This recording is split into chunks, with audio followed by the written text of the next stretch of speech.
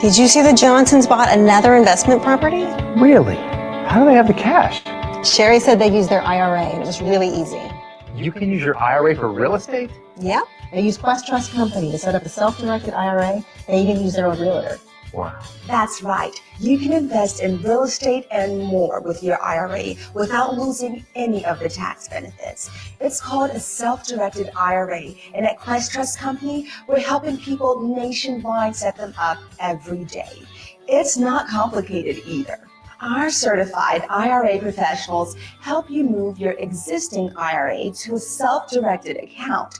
Then you're free to use your IRA funds for all kinds of investments beyond the stock market. And when you're ready to invest, you work with your realtor or business partners, just like you normally would.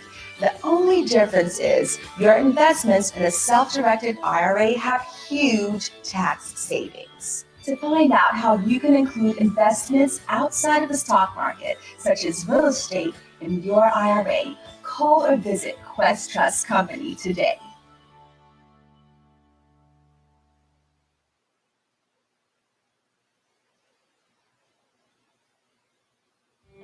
Did you see the Johnsons bought another investment property?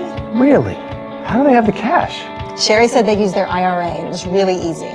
You can use your IRA for real estate? Yep. They used Quest Trust Company to set up a self-directed IRA. They even use their own realtor. Wow. That's right. You can invest in real estate and more with your IRA without losing any of the tax benefits. It's called a self-directed IRA, and at Quest Trust Company, we're helping people nationwide set them up every day. It's not complicated either. Our certified IRA professionals help you move your existing IRA to a self-directed account. Alrighty, Then you're everybody. free to It's use about your 7 IRA o'clock. funds We're going to for go all ahead kinds of and get investments started. So if you'd beyond like the to go stock ahead and market. take your And seat, when you're ready to find a invest, good you work with your realtor or business partners, just like you normally would. The only difference is your investments in a started. self-directed IRA have huge tax savings. To find out how you can include investments outside of the stock market, such as real estate, in your IRA, call or visit Quest Trust Company today. All right, we have a special commercial for you guys. We've been kind of running it a little bit. We're going to play it one more time just so you guys get that full effect. We're really proud of it, and then we will get started with Did you see the announcements. Johnsons bought another investment property? Really? How do they have the cash? Sherry said they used their IRA and it was really easy. You can use your IRA for real estate? Yep. They used Quest Trust Company to set up a self-directed IRA. They even use their own realtor. Wow. That's right. You can invest in real estate and more with your IRA without losing any of the tax benefits. It's called a self-directed IRA, and at Quest Trust Company, we're helping people nationwide set them up every day. It's not complicated either. Our certified IRA professionals help you move your existing IRA to a self-directed account.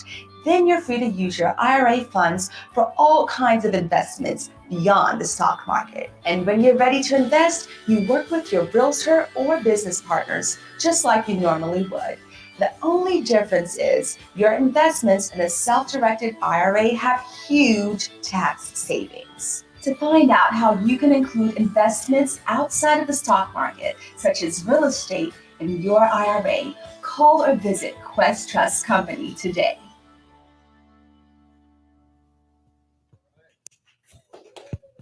Not bad, right? I had volunteered to be in the commercial, but they went with professional actors. Good evening, everyone. Good evening.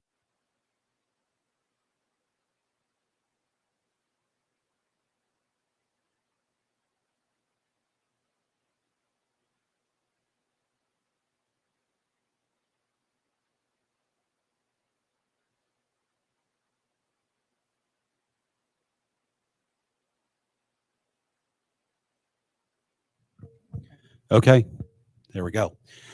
Well, as I was saying, thank you for coming. It's nice to see a lot of familiar faces here and some new faces as well. So we're going to go ahead and get started. We have a very good program for you tonight.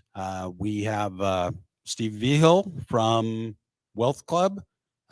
Steve has a vast experience, and we're really looking forward to his topic, which is going to focus on the true cost of borrowing, which I think is important, for a lot of investors that are out there that are in the notes field. But before we do that, I'm going to just do a brief presentation for you. I think.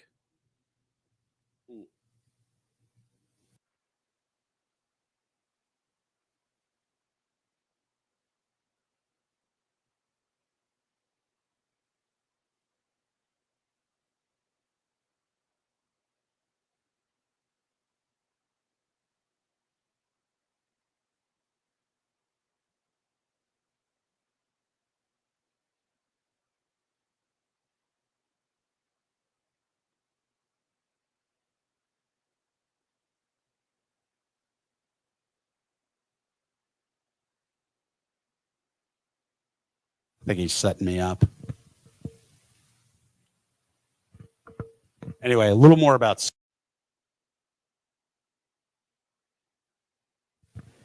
He had a traditional background that he started in corporate, kind of like the meetup for those of you who go to that. Never consistently works.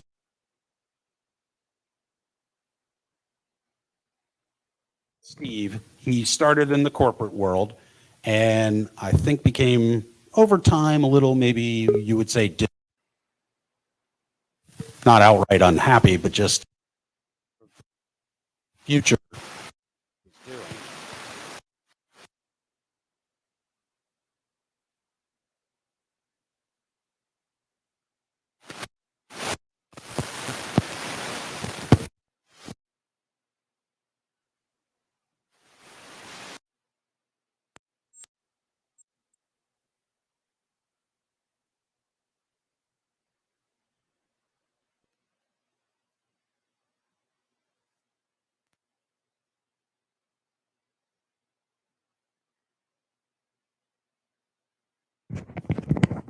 Can you hear me? No? Okay.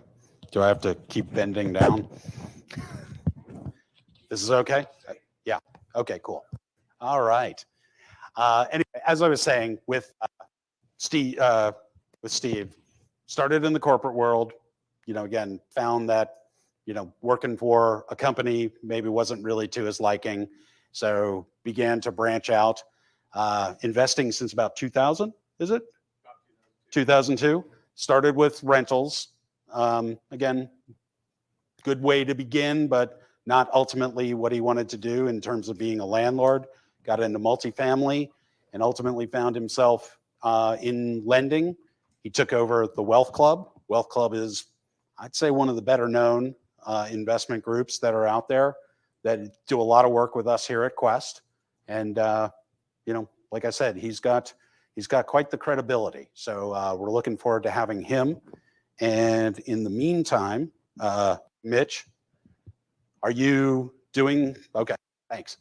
All right, so I'm going to start by just kind of telling you who we are here at Quest. We are, for the most part, a very technically sound company, despite what you might be seeing here tonight in terms of our overall technology. But we are also the largest self-directed IRA custodian in the state of Texas. We have a nationwide clientele in excess of 20,000 individuals. Currently under administration here, we have of $2 billion. It's somewhere roughly in the neighborhood of 2.1 or more in terms of assets under our administration.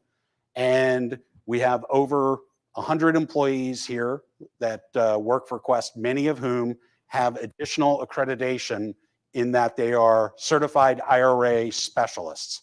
That is a designation that's awarded by the American Banking Association, and it represents a greater level of education in the area of IRAs specifically. Last thing I want to mention here is that we do have currently with our clients between $300 and $400 million of uninvested cash. What that means is we have clients looking to make deals. So if you are one sitting right here, if there are opportunities that are out there, please take advantage of our networking opportunities because, again, we've got people who are looking to go. Last thing I'm just going to say is also, please bear in mind, the content that I'm presenting today is purely for educational purposes. And before you engage in any kind of investment, you always want to make sure you personally are doing all of your due diligence. And, of course, consult with a legal, tax, or investment advisor before also entering any kind of transactions.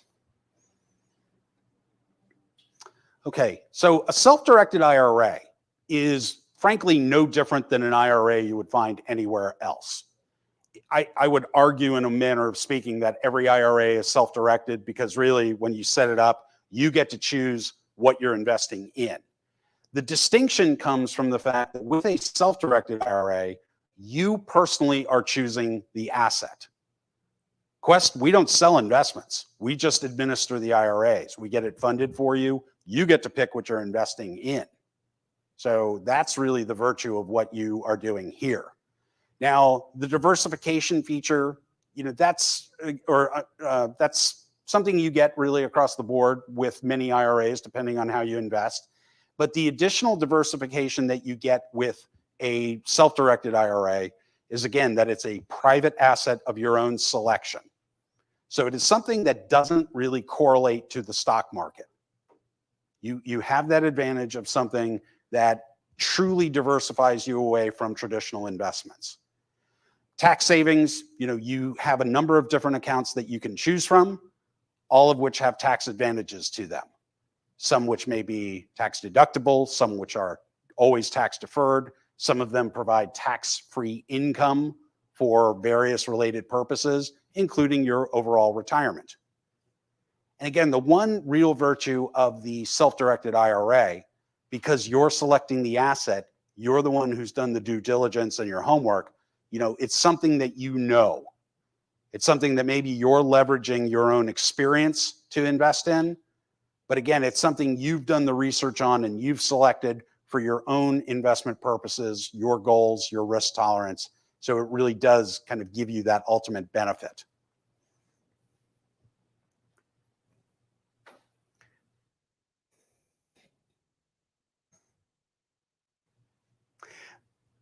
The types of plans that we have that are on there come in 3 buckets, basically. There are the personal plans, there are employer plans, and then what we call the specialties.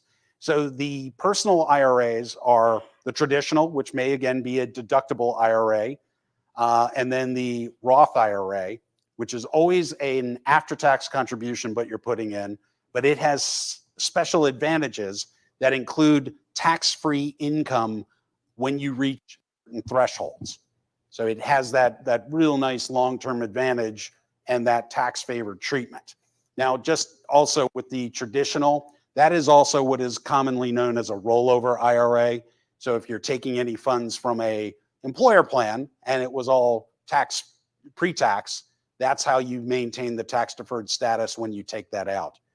The employer plans come in a couple of different varieties. There's the SEP IRA, the Simple IRA, and the Solo 401k. They're ideal if you have a small business or are self-employed. It gives you that ability to self-direct.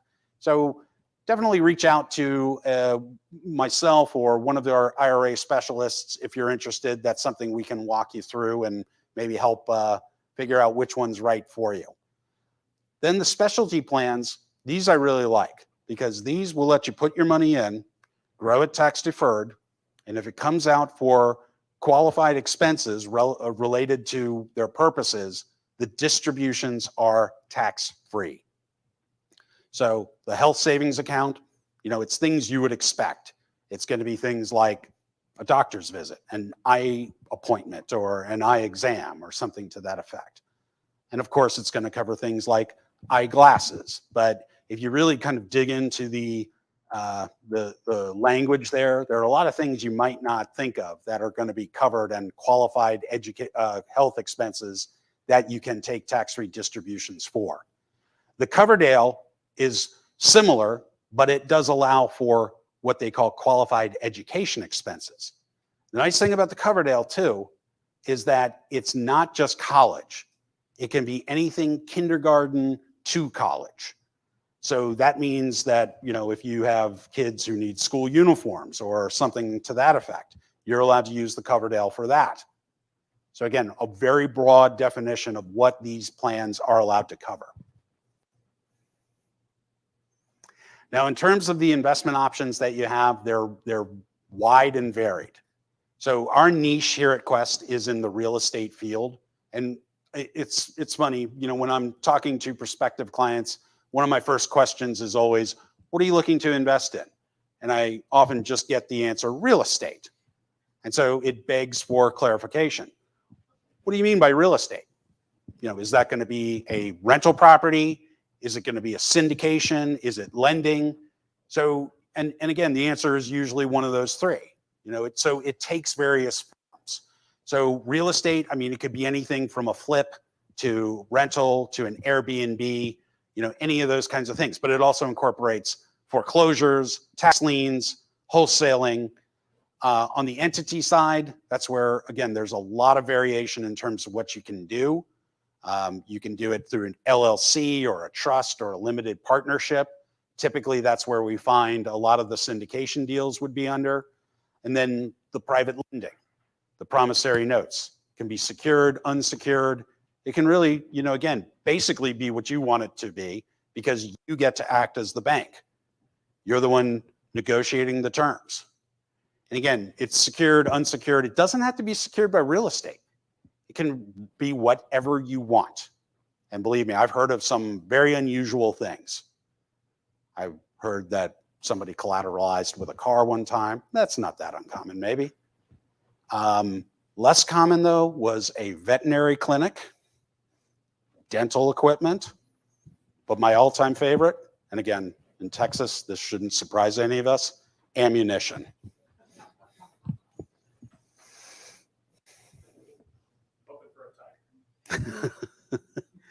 All right, just to kind of wrap up, at Quest, among the other things that we really emphasize and what I think makes us different from a lot of other IRA custodians out there is our commitment to education. We have ongoing webinars. We do several a week. We do, again, live events. We do things online. Our weekly self-directed IRA Saturday. Hopefully, maybe you'll check that out sometime. I'm often the host. So love having those people join us. We also are continuing our virtual happy hour. We used to do that twice a month when the pandemic kind of closed things down. It was so popular, though, that we've decided to maintain it. It's every fourth Wednesday of the month. And what it is basically just a big Zoom call. Everybody gets a chance to introduce themselves, talk about what they're looking for while they're having a drink in their own home. And again, you kind of take it from there. You put your information in the contact box and people will take it from there to see if there are deals to be made. And the one thing also is that anything we do, including this type of presentation, is always going to be archived on our YouTube channel. So if you ever miss something or if you want to go back and see some things that have been done before, you certainly have the ability to do so. Okay, last thing, just real quick. We do have a referral program here at Quest. So if you send a client my way and they open an account, you get a benefit for that. Both of you do, in essence.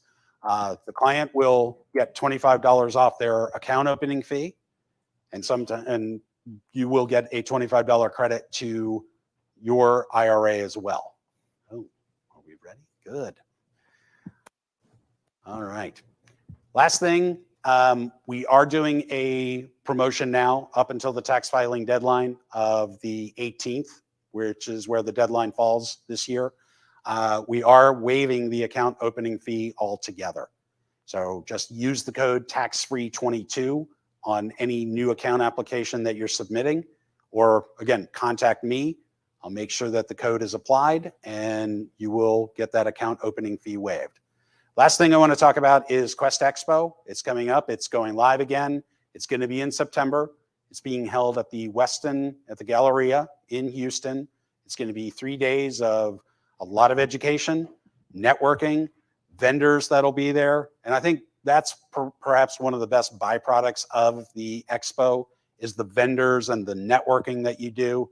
That is probably one of the best ways to build your overall network and your team that you need to really be successful with your real estate investing.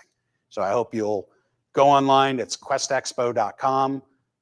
Again, ask us questions about it if you have any, and we hope to see you there as well.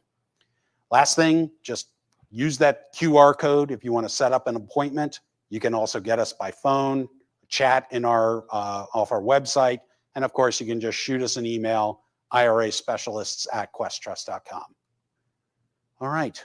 So with that, now that everything's set, exactly, you're good to go now, Steve. So I've given you the little intro on him. He will explain anything else about himself that he feels I may have missed.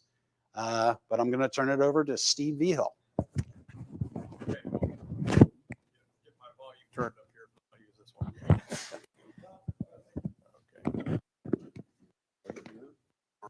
Right. Okay. Can you hear me on this one? Sound like it. Okay. Well, we'll just use this one. Hey guys, how's everybody doing tonight? Glad you guys came out. I'm going to try and give you some education here and swap this around a little bit here. Don't fall out. We'll just clip this one on.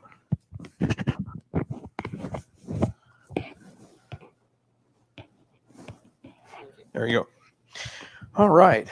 We're working through it. That's what we do as a well, a little know who's up here talking and we got the camera and I usually like around so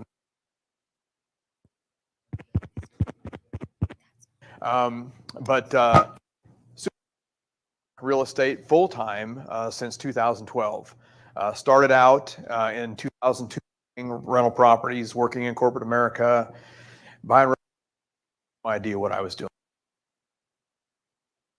And 2002, after making a lot of mistakes over those years, by 2012, it's like, okay, we need to really get some education if we want to get into this business.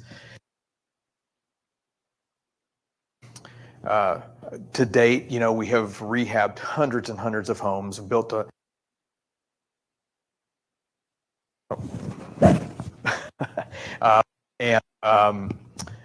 we have invested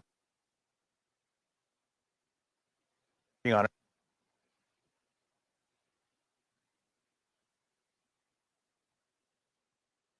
Also have the Wealth Club inside of the company, around since 2018. And, you know, we've always felt it's very important to give back and educate everybody. And so, so that's why I'm here today. You know, we've overall, everything that we've done with property, we've always used private money. We've used lots and lots of money from Quest clients. And we became very, very good borrowers. And that become lenders. And that's what we're going to go through. When people have problems as private lenders, after they made the mistake, after the bad has happened. So I'm trying to get out there ahead of that and teach you some good stuff and give you some good ideas and things to think about if you want to go that direction. So we can get, okay, now now the clicker's not wanting to work. Oh, there we go. There we go. Okay. I have to give my little disclaimer for a presentation like this is, you know, this workshop is for I'm not here for any legal advice or accounting advice. I'm not TV.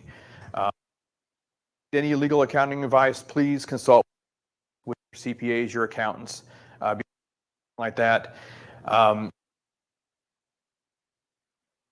the education that I'm going to give you is based on my own experiences.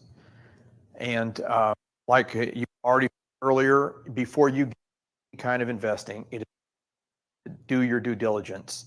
This is probably where people fall off. It's one of the most always take. So please do your due diligence. So get my water up here and get it ready too.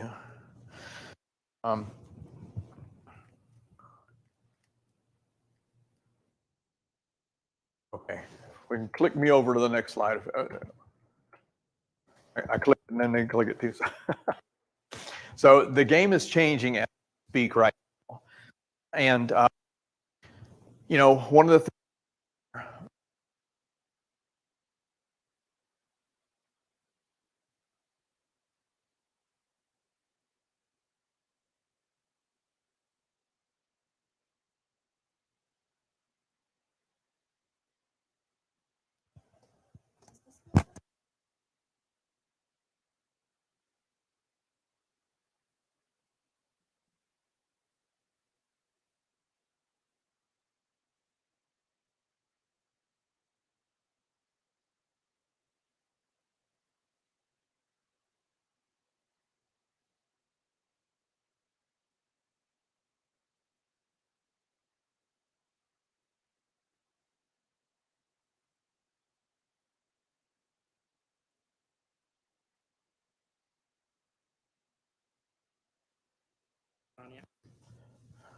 I give it a shot.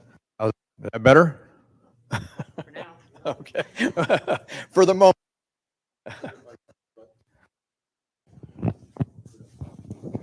Is that better? Okay. I can't see where it's at. So getting education is very, very important. And that's what's going to help us grow and make right decisions. The more educated we are, the better decisions we're always going to make. And don't just jump into anything. You know, that's something that I see people do all the time. You get excited about something. Somebody, you know, presents some deal. You hear somebody on stage talking about something that sounds fantastic, and we get excited about it. And we jump into it without educating ourselves on the pros and cons of maybe that investment. So always make sure that you're not jumping into anything like that. And then, you know, like I said, I'm here to teach you the things I know, the things we do. We're going to walk through a lot of that stuff tonight.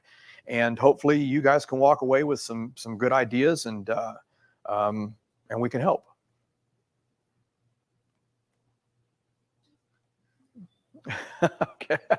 Okay. So do you have a plan in place? This is also something I think a lot of people really lack, is putting a plan in place for what type of investment deals that you want to into.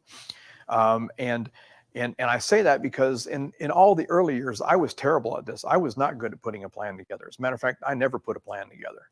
I just kind of shot from the hip. I thought that's how you did it. And by doing that, I made lots of mistakes. And that's never a good thing. So getting a plan in place is really, really important. So, the question that I get all the time is, what are the different types of investments that are available to us out there? You know, and just like Steve said earlier, people come to Quest and I want to get into real estate. And there's so many different answers to all these questions. So we've got to kind of break it down and be a little more specific of what we want to do. And by putting that plan together, that's what's going to happen. And, what we have to think about is, do we have any specific goals in place that we want to accomplish as a passive investor? What are the goals that we're trying to get to becoming a passive investor? Most of the time we don't think about that, but we need to. It's really important that we do. Let's see if it works. There we go. Oh, where'd it go?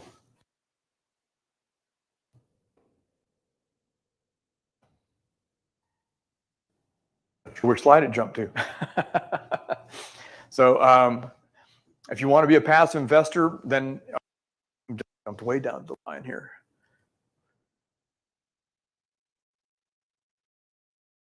Okay. There we go. So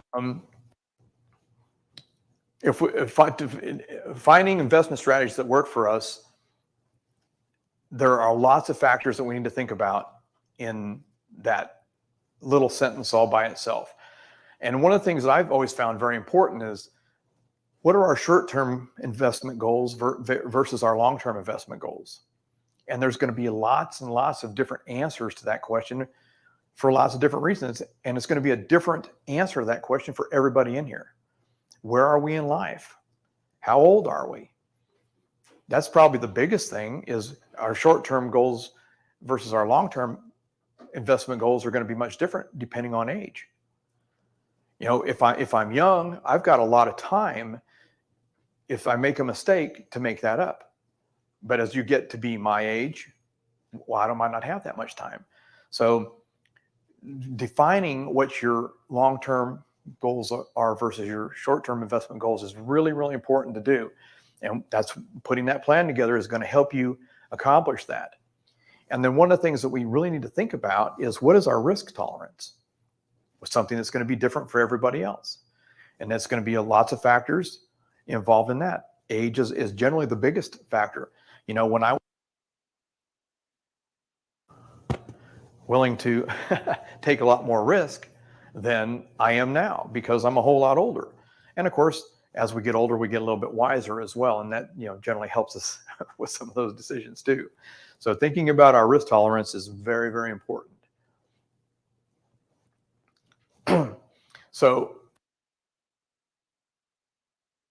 for finding opportunities, that's one of the things that people ask me all the time. What's your plan for going out and finding these opportunities? And if you're not getting out and meeting people, then it's going to be a lot more difficult. If we're sitting at home on our couch, there's not going to be very many opportunities that come our way, probably. So, if you want to be a passive investor, it's going to be up to you to go out and find your investment opportunities. We've got to go out and make these things happen. So how do we find the opportunities to put our money to work? How are we going to do that? Now, there's lots of different ways, but coming out here tonight is a very good way of meeting people, networking, and finding some opportunities. But what we've got to remember is, if we want to be in the passive investing game and we need to put ourselves out there, we also open up the door for everybody to come to us. That means good investments. That means we don't know. We've got to be able to figure that out. So when we go out and look for those opportunities, we've got to be very aware and conscious of what's going on around us and the people we're talking to. And we're going to talk some more about that as we go through this as well.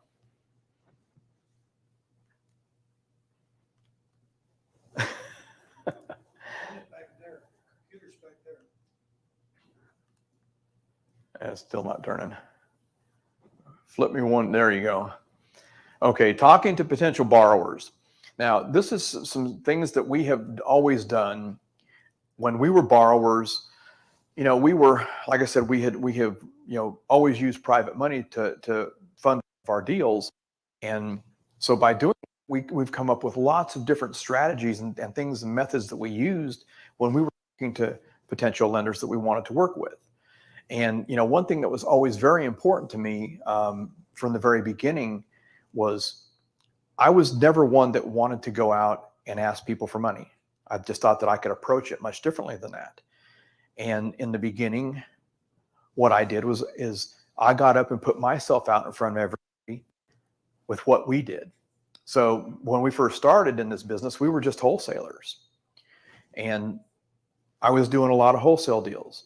And you know, as some of you may remember, we used to be able to get up in front of audiences at every event and pitch our deals that we had. And I was able to do that. We went to 4 networking events every month. And we could go, and I'd get up on stage every networking event, and I would have different deals, and I would move those deals. And I was just trying to show people that I was in the game. I was there to play the game and make a reputation for myself. That's what I'm trying to do. But I was also, you know, moving is really important. especially in the beginning. And so, oh man, that thing's jumping all over the place. I don't know how I got to that slide. That's not the one that was on a minute ago.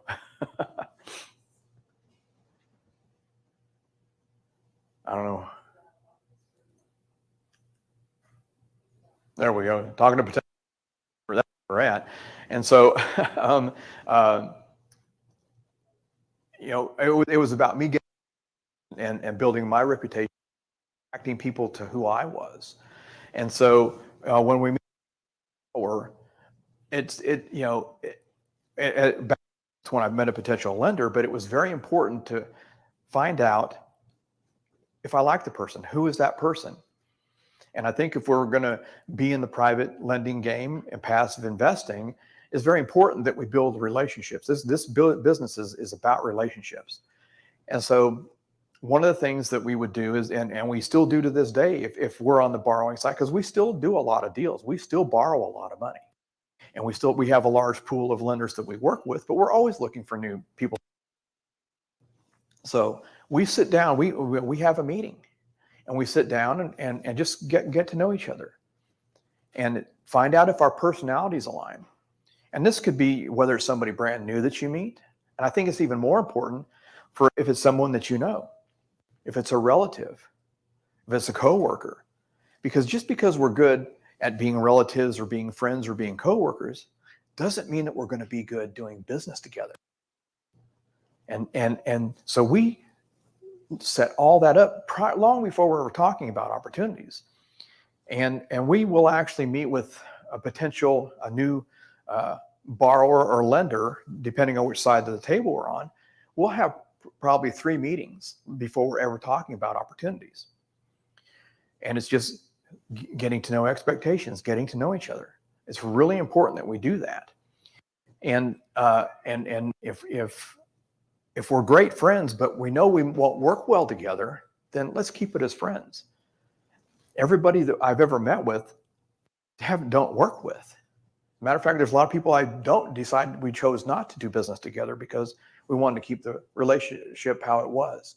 We knew it would work better that way. So I think it's very important to do that. But as we're going through that process, then we can, we see who's going to play what roles. What role does the passive play? What role do you play as the borrower? What are our expectations? And once we kind of work through all that stuff, and it's just a conversation. And it really sets you up to have success as you're going into your deals. And I talked to a lady a little while ago, and she was telling me that she's got a few people that she works with and has been working with for a long time, and she doesn't want to go work with other people. She just wants to work with them, and that's great. But she knows that she's got a good thing going. She knows if she lends money to them, she's taken care of, and that's how you want to set yourself up, whether you're the lender or the borrower. You should, either side of the table, you should be doing that. So how do we vet deals and borrowers that we're lending to? This is probably one of the toughest things. And this is where I see a lot of mistakes happen, or a lot of people don't know what they're doing, but they still go ahead with a deal. How do you analyze a deal that a borrower brings to you? A potential borrower brings to you. If you don't know how to vet that deal, then you need to go out and find someone that you can trust that can help you vet those deals. I've got a handful of people that have no idea how to vet deals. So when somebody brings them something, I'm the first person they call. And we sit down, we look at the deal, or actually they'll tell me what it is, and I'll look at it on my computer, run it, and tell them this is what I would do. This is how I would handle that situation. I wouldn't lend them what they're asking, but I would lend them this if these other things line up, depending on whatever the criteria is for that deal. But it's really important that we try and learn how to vet that deal. Analyzing the deal is everything. It's all about the numbers, and everybody makes their money by the deal. The borrower is going to make their money when they buy that deal. If you're lending on that money, lending to that borrower, you're going to make your money back and get paid back by the numbers in that deal. So it's very, very important that we know how to analyze those deals. And when we don't, we've got to find people that we can work with that will help us with that. Having some systems in place. Now, that's one thing that we've been able to do over the years is, because we didn't start having systems in place. I mean, when we first started off, we were just kind of winging it. We didn't know what we were doing. And so we had to just, we kind of figure that stuff out as we went. But we had good coaches, and we had I had a very good mentor that was always willing to help us with that stuff. And so we started putting systems in place on how we vetted the deals. And then if you're going to lend to someone, do you have some standards of how you're going to lend? I mean, we've got a criteria of how we lend, and everybody follows the criteria. We try to make it very easy for everyone, but we want to make sure we're setting everybody up for a winning situation. Anytime we're lending, we never want to set our borrowers up to lose. We want to set them up to win, because we want them to have a good deal, make money, and bring us another deal that we can lend to them again. So we by us putting those standards in place, it helps us achieve that success much, much easier. Really, really important to do. Does the borrower have experience and a track record? This is something that we always look at, but it can be deceiving. And I'll tell you how in a minute. One of the most important things, I think, is the approach. How does someone approach you to them on a deal? I mean, I've been at networking events, and I've seen someone standing at the door, and everybody that walked in, that person would say, "Are you a private lender? Are you a private lender? Are you a private lender?" Well, guess what? They got no's all night long, and they should. I mean, if somebody asked me that, I'm not a private lender. No. And so I think the way people approach us, I'm very good at reading people. And I think the better we can read people, that really helps us a lot in that situation. And like I said, we have raised tens of millions of dollars over the years for our deals. And I've never once asked a lender if I could borrow money from them. I build relationships, and I present opportunities. That's all I do. I build that relationship. Once I've built that relationship, when I have an opportunity, I present that opportunity. And do you like that opportunity? Is it good? And it's very rare when I've ever had a lender say that they didn't like that opportunity. And I just have always approached it that way. But what we have to understand is, if we're on the borrower side, we're not. A lot of borrowers think they're out begging for money, and you're really not. I mean, we're trying to help the lender put their money to work. That money working. It's a two-sided coin, so we have to kind of look at it that way. And like I say, so in these presentations, when I'm doing, especially this one, I talk from both the borrower side and the lender side, because I've done so much on both sides. But it really goes hand in hand, and that's kind of why I do that, because whether you want to be a borrower or a lender, putting these processes in place is going to help you in your business. And so that's why I go through it this way. So when you find an opportunity, who's the person that's bringing you the opportunity? Is this someone that you know or someone you just met? Now, like I had said, we like building those relationships and working over and over with people, but in business, we've always got to be bringing in that new person so we can keep growing and expanding what we're doing. And just because it's someone that you know doesn't necessarily mean that deal is going to go good. Because that happened quite a bit, actually. And I have people bring me stuff all the time that have been around a long time, and I'm going, "I'm sorry, we're not going to do that deal." I haven't had a guy that I know brought me a deal, I guess it was about 3 weeks ago. And like I said, we've got a criteria that we follow. And, we have it on our website, on our lending company website. Just, go look at it. If you qualify, you send the deal in and we'll take a look at it. Boom, we can move forward. We can do whatever we need to do. And, as a lender, when we go into a deal, we're going to have to, we only lend to LLCs, to companies. So we're going to have to get that information for the paperwork about their company, their LLC. And, when we have all that stuff on our website, and we were asking him for that, and he kept kind of hawing around about it and would send a little bit here or there. And about 3 weeks went by and he calls me up and he says, I got to be honest with you. I can't qualify for your minimum credit requirement. And like I said, I've known this guy for 8-10 years and he's done lots of deals, but he can't meet a simple credit requirement. Because I want, we do that. If your credit score is this, you get this interest rate. If your credit score is this, you get this interest rate. But we've learned to do that stuff because we ultimately want to protect ourselves, but we want to set up a good situation for both people. And so, even though I say, if this person's been around for a long time, if we've known them for a long time, doesn't necessarily mean that they're going to be someone good to lend to.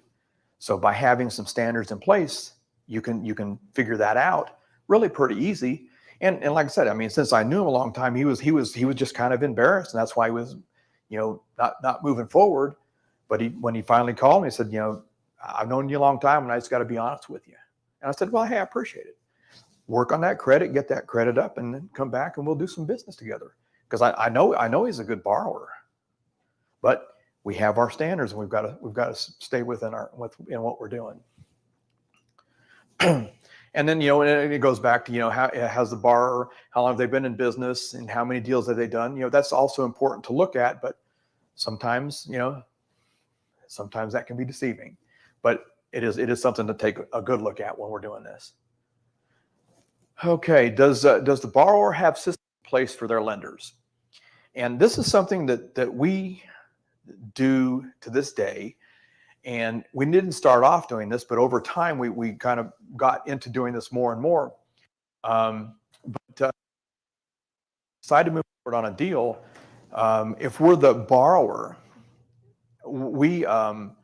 there's always going to be a questionnaire for you that lender is going to have to fill out for the attorney. The questionnaire is going to give the information about the entity. It's going to give information about the structure of the deal. And this is for your deed of trust, your promissory note, and all that stuff. And we always have taken it upon ourselves from the borrowing side, because we know our lenders and have built good relationships. We fill that paperwork out for our lenders. Then we send it once we have it filled out, we send it to our lender to check it and approve it. And if everything's good, then we send it to our attorney. Now, keep in mind, the attorney works for the lender, does not work for the borrower. So we go out of our way as the borrower to do this for our lenders. But since we all work with the same attorneys, it's cool with them. And of course, some of our lenders, when we're on the borrowing side, some of our new lenders, they don't have any idea what to do. So by us doing this, we're helping walk them through the process, and we're teaching them how the system works. And so once the attorney gets all the paperwork done, they send it back to us and we check it. Actually, Susan checks it, I don't. And any corrections need to be made, we send it back to the attorney for corrections. Then we send it to our lender to approve everything. Go through it. We'll explain anything to you and make sure that everything is correct. And once they approve it, then we'll let our attorney know to send it to the title company. So one of the things that this did for us was it built huge credibility for us with our lenders. So if you're on the side that wants to find private lending, doing little things like this make a huge difference when you're building that relationship. And when you can sit down, when you're meeting with somebody in the beginning, and explain that how this stuff works and explain that you want to for them and help them with that, it's going to take you to the next level. But one of the most important things to make sure you're always getting, whether especially on the lender side, is making sure that that paperwork is coming from an attorney. I can't tell you how many nightmare stories where that money or where that the paperwork did not come from an attorney. As a matter of fact, we're talking about the Quest Expo coming up. The last live Quest Expo was in 2019, and we were there. We're a sponsor there, and I had just come off stage. I was on a private lending panel, and I got back over to my, and a lady came over, and she said, I heard you up on the panel. She said, I think I have a really big problem. Can I talk to you about it? And I'm like, sure, no problem. So we kind of step over the side. She pulls a manila envelope from her purse, opens it up, and she's got this contract that she had, that a borrower had written up a deal with her. And it was a 2-page contract. And I started reading this thing, and it was like a 3rd grader wrote this. The name on the top of it was wrong, and he had taken and crossed through it and hand wrote her name on it. And I mean, there was nothing tying her money to anything. It wasn't tying it to an asset. It wasn't tying, I mean, she was just giving him the money. And the paperwork kind of said that. It didn't say anything tying him into being responsible for anything. It didn't have a time frame for paying that money back or anything. And so she continues to tell me, well, and of course, the reason she was saying is because she'd been trying to get a hold of this guy. Now he was dodging her, wasn't taking her calls. And she said, well, you know, when we did the paperwork, I went and met him at a Denny's for breakfast. And I signed the contract, and there's her signature right there. And she brought him 3 cashier's checks, totaling $100,000. She'll never see that money again. And that's just one of a number of stories I could tell you. Like I say, people always love to come to me after it's happened because they don't want to do these things before. And so, you know, and that's why when I do this presentation, you know, this stuff is so important that we do. And I, I've got another, a guy I know, and he doesn't do anything. Attorney doesn't write any of his paperwork, and nothing ever. And I don't know how he's able to buffalo people time and time again to do loans for him. But he's always got people chasing him to get money from him every month. But this stuff goes on out there all the time. And so, if that paperwork, it's obvious that paperwork's not coming from an attorney. And actually, the guy I was just talking about, what the story they would tell their bar or their lenders is that his aunt used to work in an attorney's office, and so she knew how to write the paperwork up. People will believe that stuff. People are very gullible. So you don't ever want to be stuck in that situation because it won't turn out good. And then, do you have standard terms? Like we've been talking about, have standard. So when you're doing these questionnaires, you've already talked to your borrowers. You already know and different borrowers, you might have different terms. So just having all that down makes everything so much easier in how you structure your deal and you protect yourself, which is really the key. When should you walk away from a deal? Because a lot of people don't. But if the numbers don't make sense, guys, walk away from the deal. This is not rocket science here. This is like really, really elementary stuff. But people don't pay attention to this all the time. The deal seems too good to be true. It probably is. Haven't we heard that since we were little kids? I mean, I certainly heard that all my life. If the deal seems too good to be true, it probably is. And if your gut's telling you the opposite of what your head's telling you, and what I mean by that is, if someone's pitching you a deal to lend on, and they're building it all up and they're making it sound like great and wonderful, but something that gut's going, something just isn't right about this. Go with your gut feeling. I had a guy, I don't know, about 3 weeks ago, we were at a networking event, and I met this guy, and I'd actually seen him for the years. And he was calling the office. He wanted to talk to me. He wanted to have a meeting with me. So I finally called him back after several days, and he's a wholesaler and he's finding all kinds of deals, and he's trying to sell me like you can't even imagine. And after about 45 minutes, he's like, I'm trying to sell you and I can't sell you. I said, all I hear is a lot of talk, and I've seen nothing backing anything that you're saying. If you want me to even give you some time, the time of day, or some credibility here, then send me something to look at, which you can't, and I didn't figure he had anything. But I mean, the more that they're talking, the more cautious I am. And this guy was just talking. Well, that's been about 3 or 4 weeks ago. I haven't seen a thing. I knew I wouldn't. So, obviously I've been doing it for a while, so I knew right away, but a lot of people don't. And if we're newer at that, or newer in this position, then it can be, overwhelming sometimes. And there's a lot of guys out there that are very good talkers. And that's not to say that everybody's bad out there, because there's some very, very good investors out there. We think we're very good investors, and we work with a lot of very good investors. But we have to be cautious of what we're doing, especially if we're going to be lending our money to people on deals. The higher the return on investment, the greater the risk. Most of the time, our eyes are bigger than our stomach. Goes back to that same thing, We always want more than what we necessarily, the reality of it. We always want to get the higher return without looking at the risk involved in the deal. And the higher the return, there's always going to be more risk. And we've got to take a look at that. Not saying it's going to be bad risk necessarily. More experience we have, the more willing we are to take risks. We can put things in place to protect ourselves sometimes. But one of the greatest things that I've ever heard in my life, and I've used this many, many times, I didn't make it up. I wish I had, but I didn't. But first and foremost, you should always think about the return of your money over the return on your money. But oftentimes when we get excited, all we're thinking about is, I'm going to get that return. That's insane. They're going to pay me that much.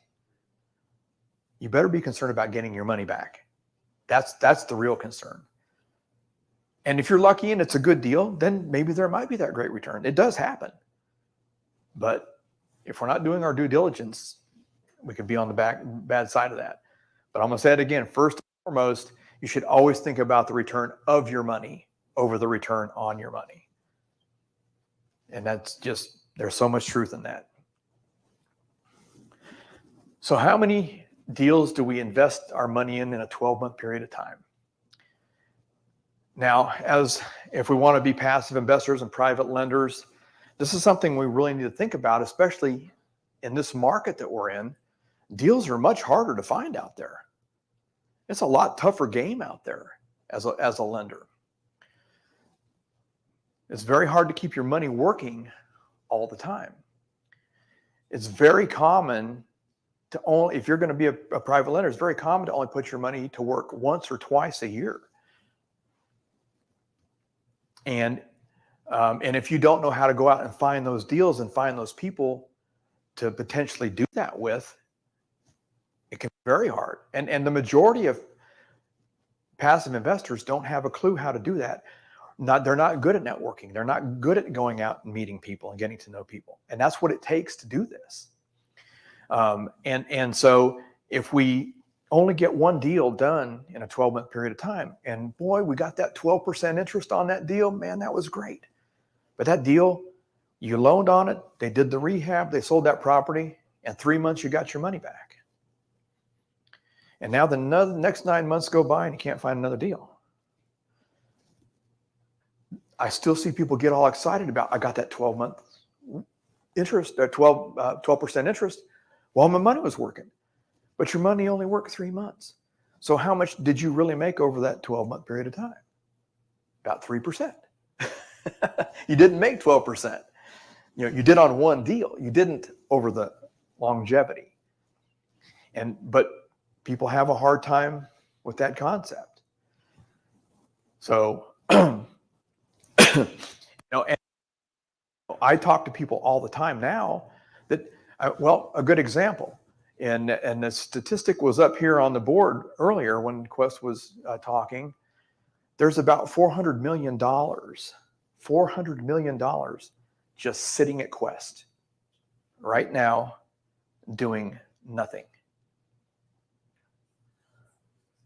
That's a lot of money. That's not out on the street, that's not working, that's just sitting there. So that proves that my little numbers up here are pretty accurate when I say that, but I see it also. I just want to put a little work. You know what I mean? But that's a lot of money that's just sitting idle because for a lot of factors, but it also goes to the fact that people don't get out and network. People put their money over there and they've had their money, in their job and their brokers or whoever, put that money to work all the time. Our money goes to Quest. Guess what? It's up to us. We've got to get that money working. So think about that as, if we're going to do, in your private lending and how you want to do that. So finding investment programs that work for you. There's programs out there, but we oftentimes don't know about it because we always hear about the glitz and the glamour side of investing. I mean, look at HGTV.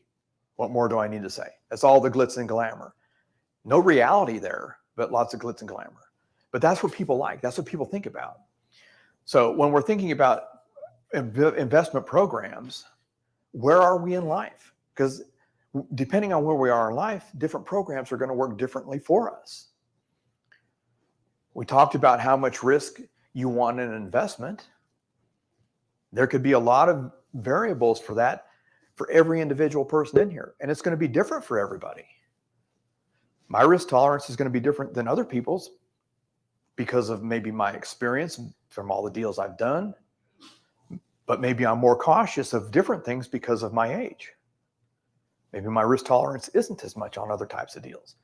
And that's going to be the same for everybody in here.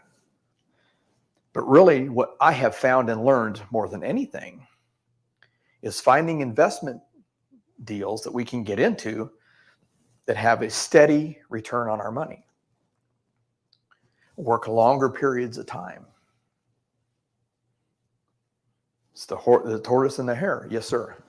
Have you guys done any lending on short-term rentals? We do have a program for short-term rentals, yes. I think I might know. Yeah. Yes, there are some programs out there for you. Yes. And so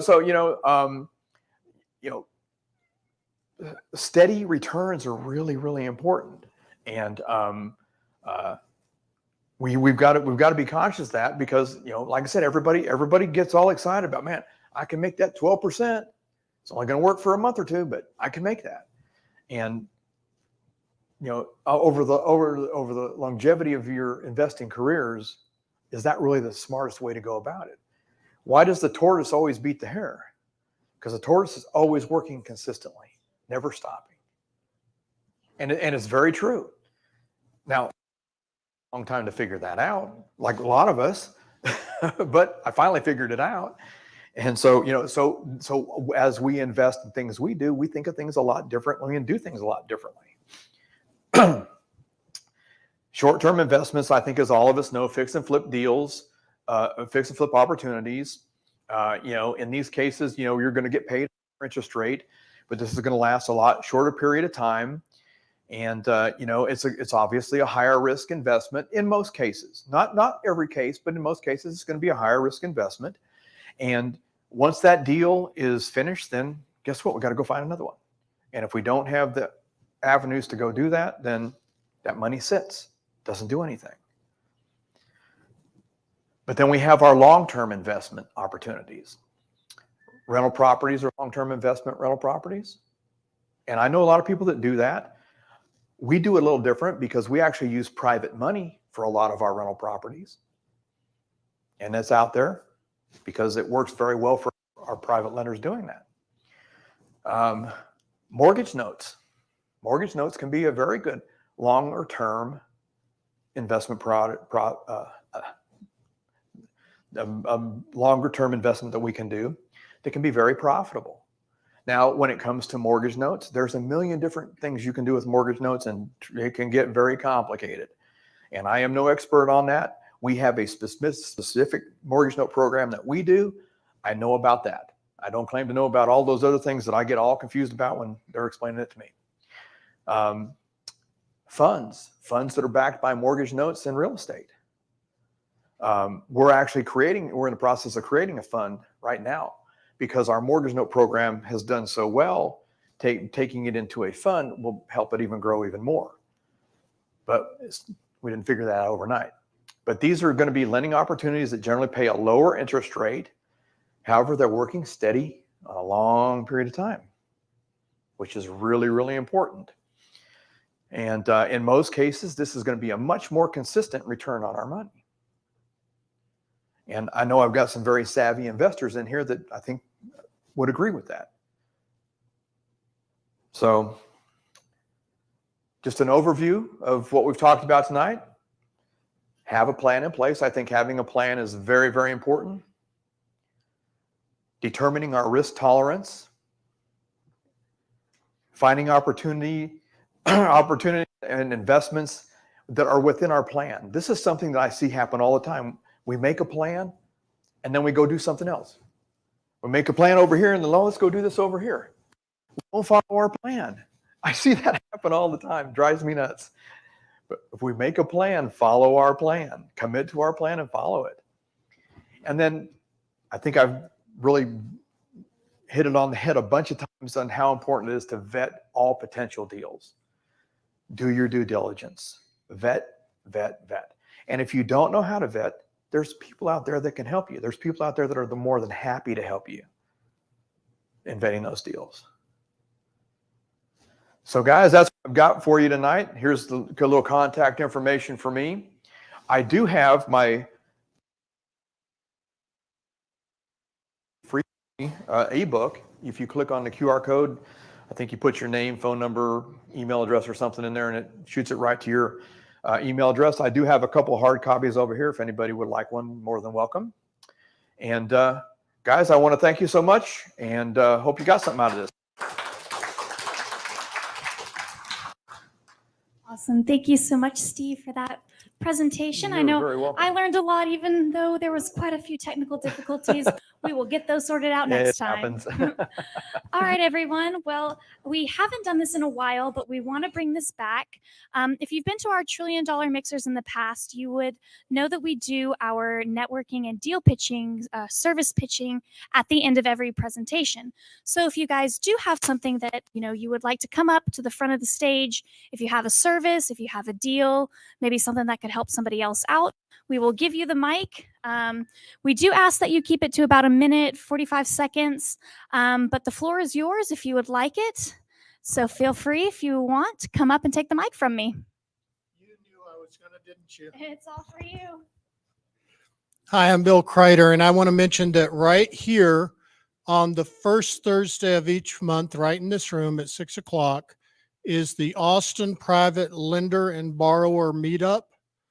If you are interested in being a private lender or a private money borrower, you're welcome to come and participate. There's always an educational presentation. There's also lots of networking and plenty of time for pitching deals or just asking questions or sharing ideas. And there's a little bit of structure to it, and that we have a presentation.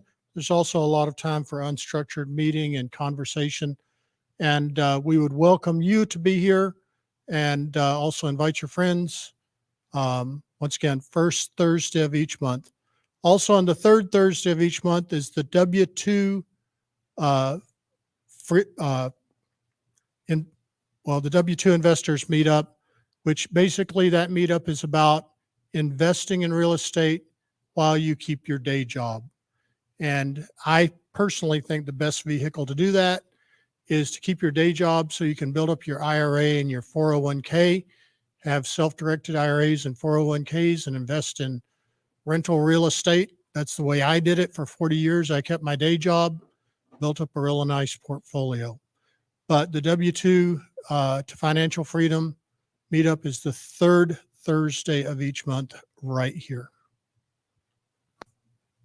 Yeah, I can't speak for the second one, but I know I was at that first one and it was great. It was real conversational. I got a lot of questions, about self-directed IRAs, and I learned a lot as well. So definitely check that one out. All right, we got a mic that's working. Yeah, ready? All right, cool. My name is Phil Martin. I have a very deep background in marketing. So what I do is I help mainly private money lenders that are running direct mail really optimize that on a whole nother level. So I will actually help them with the marketing. And then as the funnel works, I will actually close the deals for them. So it really just frees up a lot. So basically just acquisitions is just done. You do the deals. You're real estate investors. You want to think of new ways to do deals, run the numbers. What kind of deals do you want to be doing? You just get stuck being a marketer because that's where deals come from as a real estate investor. So that's my main business. And, I'm in the, business of connecting. So facilitating money and deals. So thank you. Thanks, Dad.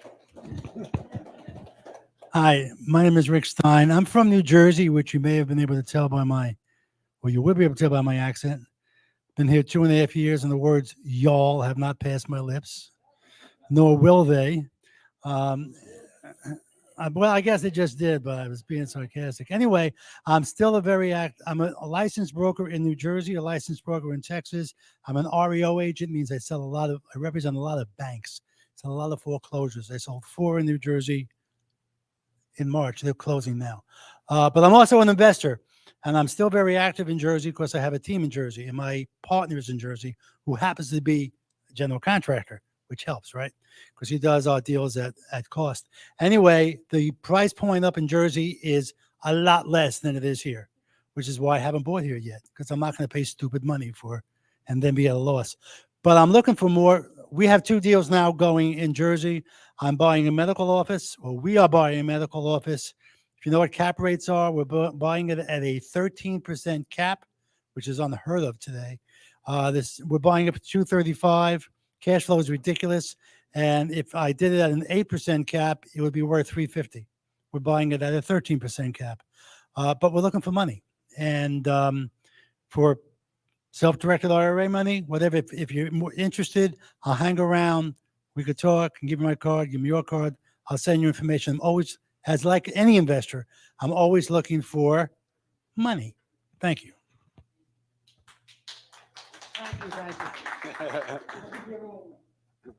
Hello, my name is Ernesto Gerardo. I'm with Shining Light Capital. We are a mergers and acquisitions based healthcare company, and we started a fund that includes it's a 506c, and it can take accredited investors' funds, also potentially self-directed IRAs, to continue to buy healthcare facilities. We'll package them together, we'll sell them off, and we're looking at an exit of a multiplier of at least 2 and 10 to 14% return yearly. So after the sale, you could be looking at a 30% return year on year potentially. So if you want to know more, I'll be right here. And yeah, I'll talk to you guys soon.